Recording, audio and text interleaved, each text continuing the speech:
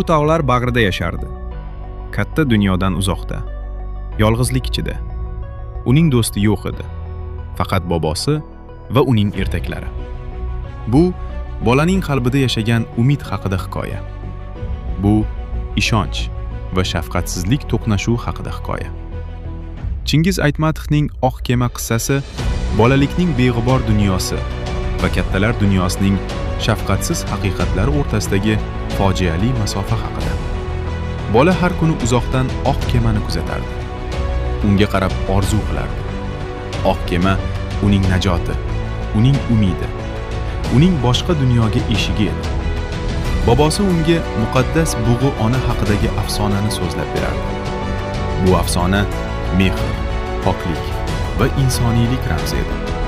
Ammo kattalar dunyosi afsonalarga ishonmaydi. Ular tabiatni ham, ishonchni ham, bolalikni ham ayamaydi.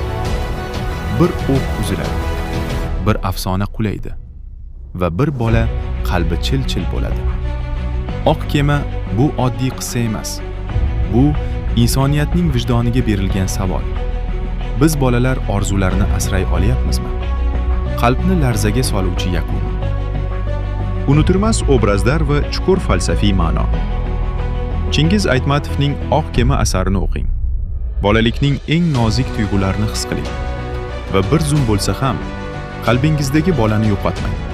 Bu asar sizni befarq qoldirmaydi. Sizlarga ushbu asarni o'qishni tavsiya qilamiz. E'tiboringiz uchun rahmat.